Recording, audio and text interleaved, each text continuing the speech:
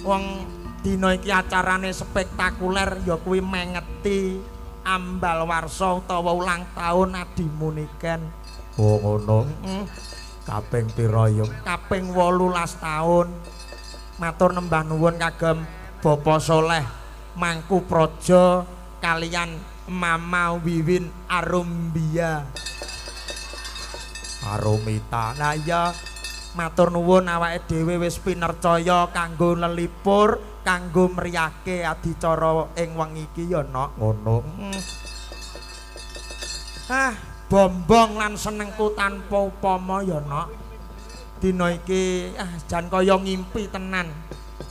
Ya seneng, ya sedih rasane ngatiku, Nduk. Sababe apa ya? Senengku suatu penghargaan aku iso nderekke nduke niken. Iso kepilih dadi dalang ulang tahune bengi iki. Oh iya. Jane umpama ngundang dalang-dalang Solo, Jawa Tengah, wong tak kandhani to, Nduk. Pak Kangko, Pak Cahyo, Pak Purbo, apa Mas Bayu kon mayang mosok aku. Banjur Lek jawab enak piye? Sok mantenanku wae. Lah kowe Aku genti sing rewang, Nok. oh iya.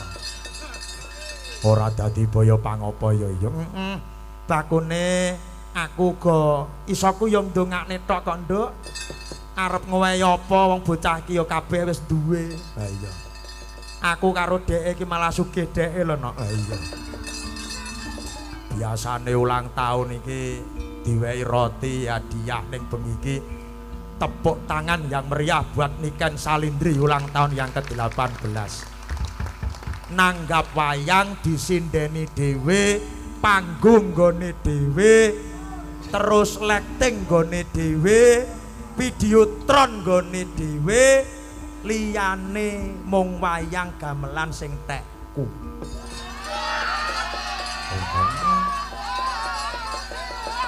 Lah ya panggunge Elok-elok. Iki sing jenenge pertunjukan spektakuler, no. Bayangno, apa enek gelare panggung wayang sing sakmene wegahe. Coba to delengen kae. Panggunge rejing iki sing terbaru. Iki yen ora kleru miline wesi ya to, ukurane wesi. Kuwi ukurane ora mung mili ning wis meter. Kandele yen ora kleru iki 10 meter musuh 12, no. oh ngono. Iki ya panggunge Mayangkara, lightinge Mayangkara, videotrone Mayangkara Niken Salindri. Oh ngono. Jan elok tenan apa-apa ra gadhe ngirit to, Nduk. Layak kok ngundang dalang kok sampeyan. Ora dadi baya pangapa nek didongake muga-muga adiku wedok Niken Salindri dadi bocah sing solekah, bekti karo tiyang sepuhipun, pinaringan kesehatan, rejeki lancar, terus tebih bilahi selalu dalam lindungan Tuhan Yang Maha Esa ya no. Amin. Karire wis melejit ya mak. Wis nalika sik awake ora sakmene, Nduk. Biyen iki bocahe metungkel. Jan metungkel tur rileng ora duwe gulu. Saiki wis duwe gulu, lek mlaku saiki ndangak. Biyen awak karo gulu iki dadi siji angger diceluk mengo sak awake. Ha iya. Ning saiki wis elok tenan ya ya.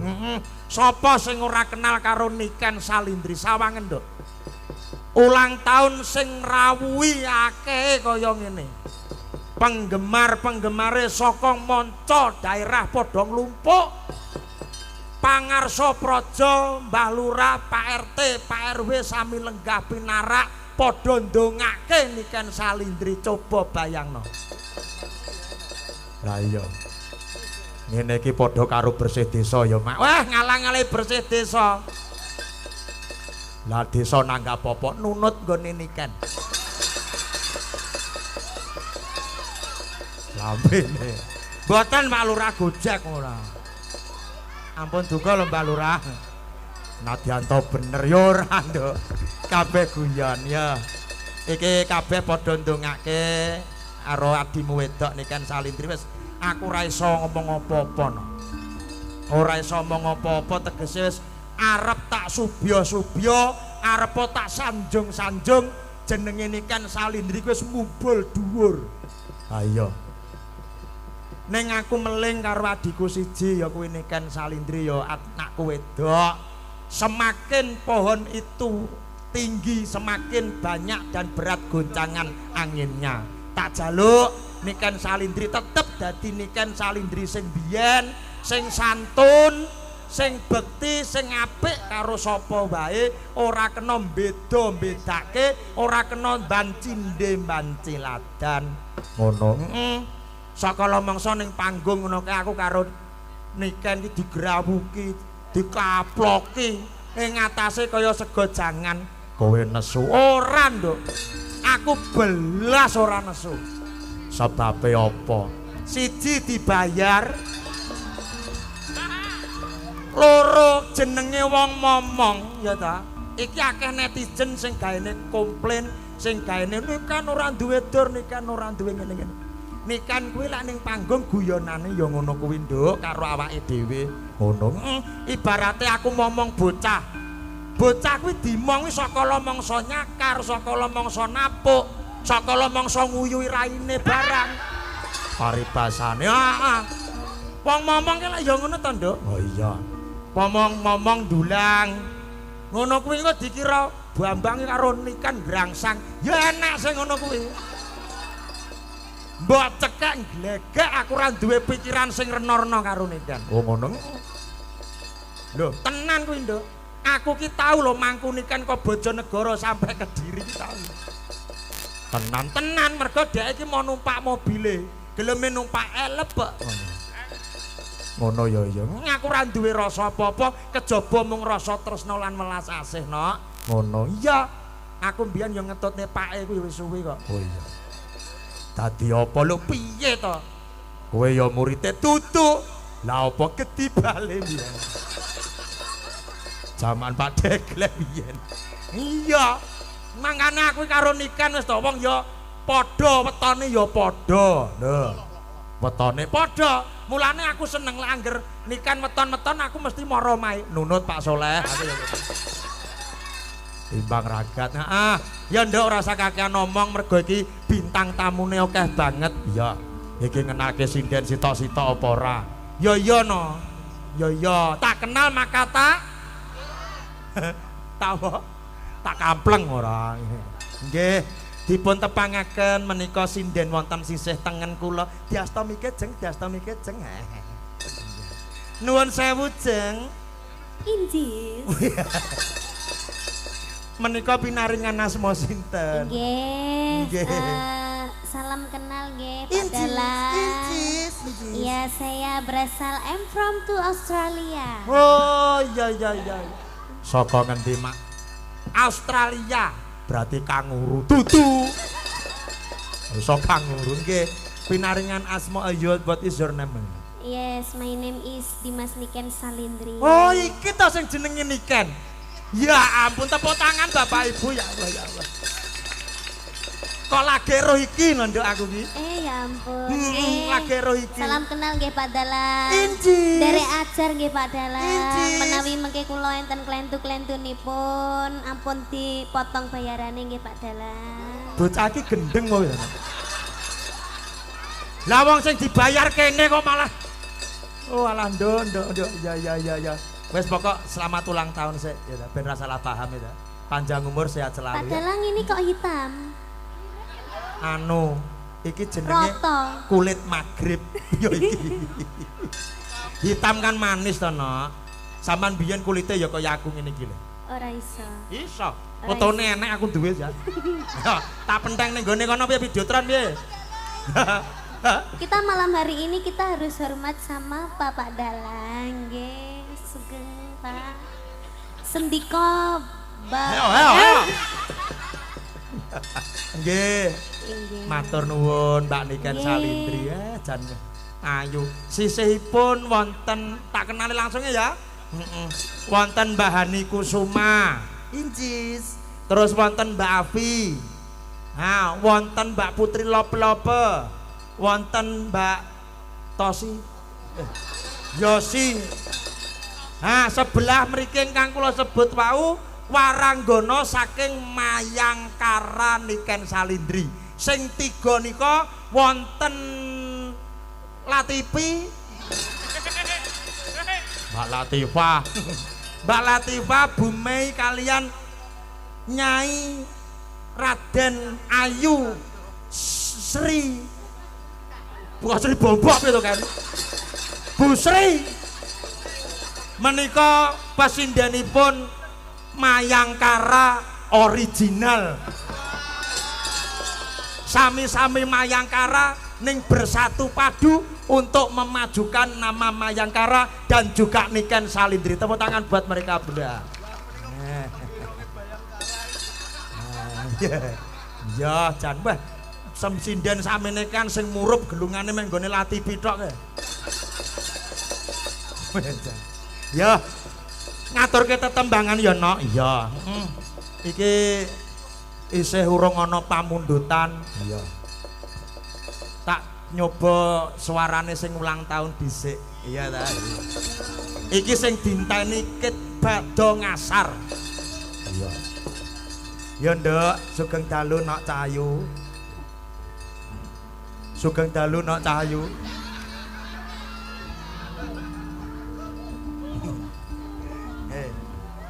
Melek. Sugeng dalu Cahayu. Nggih, sugeng dalu. Jenengan kemujeng napa? Niki lho. Napa? Niki lho Kang Mas. Hani nyapa? Jenengan mau pas Sanjang Sri wae. Heeh. Muni Sri piye, Dek? Tua pun ngono ta. Yen aja mbok pateni sing ulang tahun ora. Nggih. Ya nggih mboten siap. Nggih mboten siap. Ya. Ngaturne tetembangan ya, Nak. Nggih. Sing klasik-klasik dhisik. Nggih. Wis apa kono manut. Bawa, Mergo nggih. incis, monggo. Kangen karo suarane sampeyan sing klasik, Nak. Oh iya. Kaya ngopo? Iya. Kaya ngopo? Kaya ngopo?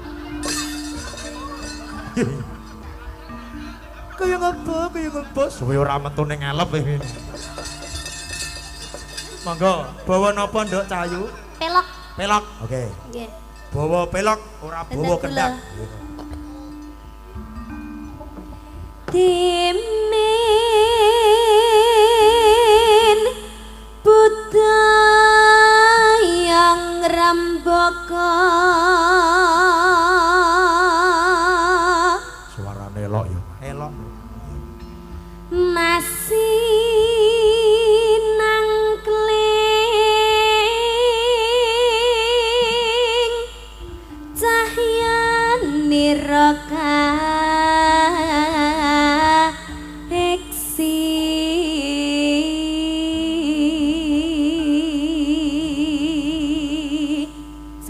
Sandi Asma. Oh, Sandi Asma.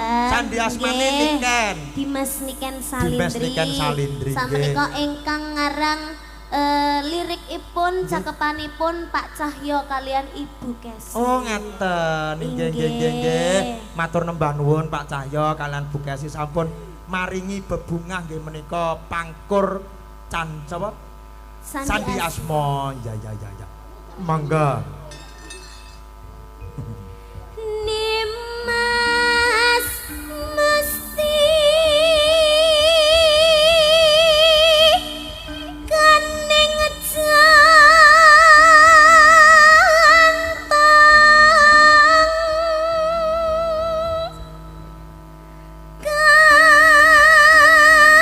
kanyakang saking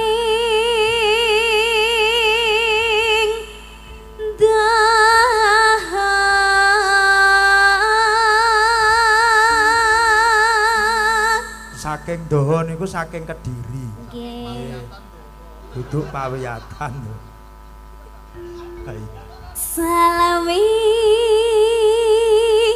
reng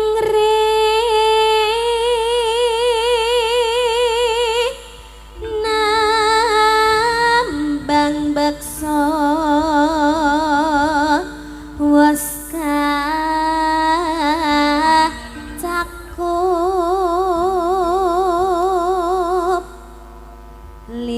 nambaran jiwa tama nano driya sumarah mring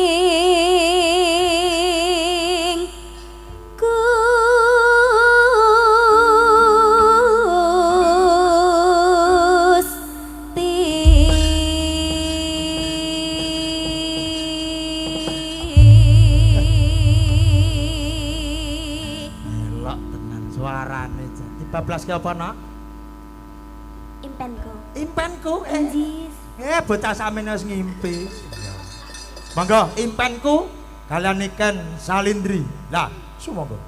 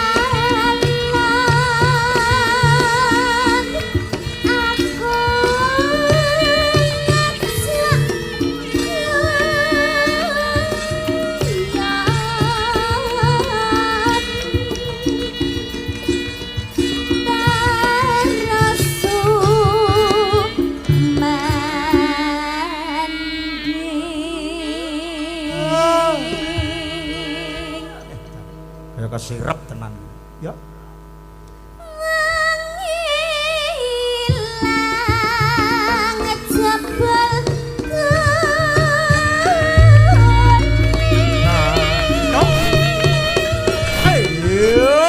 senggak bareng Bapak Ibu ya gila tak biacok tenan colopot to kan ya sak menika sedayanipun sami guyub rukun nggih Pak Dalang. Injis, mergo ditanggapne wayang ya ta? Inggih. Kula nggih matur sembah nuwun kagem Bapak RT, Pak Lurah, Bapak-bapak tamu, Bapak RW, Pak sinten mawon? Ya mbah. Wong aku rong tau ditimbali ora ro. Inggih tamu VVIP sak menika, warga-warga masyarakat ingkang dateng perumahan BTN Rejomulyo sami guyub rukun. Terus nyenengke seduluran pas sedulurane niku lho Mas Bambang kula ingkang remen sanget sak menika ditanggapke niku sami-sami seneng sami-sami bungae mboten enten sing tukar padu, mboten enten sing istilahnya napa? Kados terasan-rasan. Nggih, ngoten. Nggih, sami guyub rukun sedayanipun. Nggih Mas Bambang. Lagi kula wong samene tawuran geger ambyar no. Terima kasih buat semuanya. Bapak matur sembah nuwun nggih, Pak. Nggih. Lanjut nggih. Incis. Lanjut. Oh.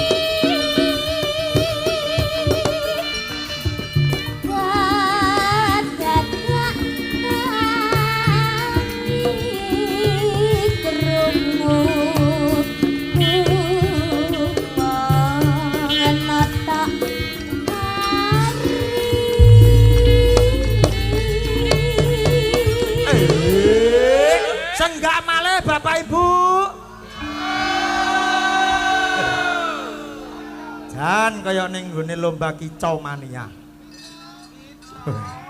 Monggo.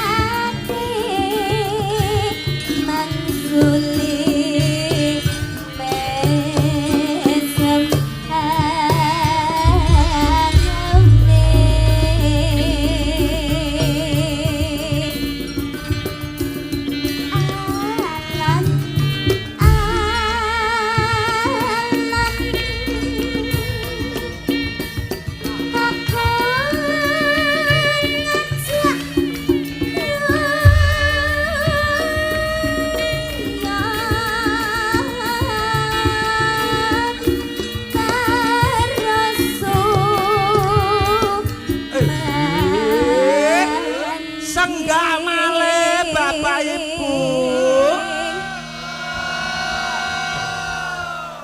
Ben ora ngantuk ya, Nok.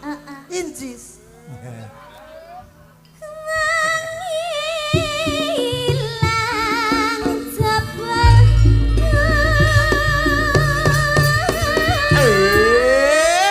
Senggak male Bapak Ibu.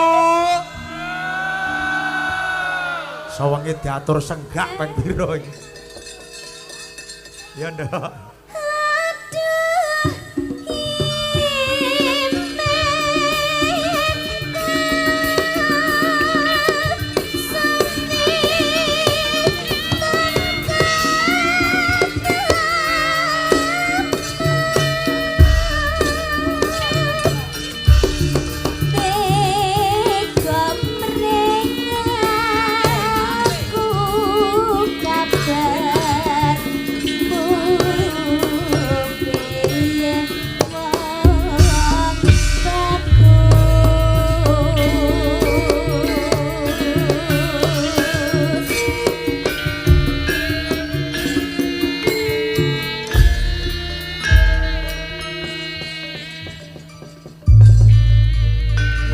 Matur nembah nuwun.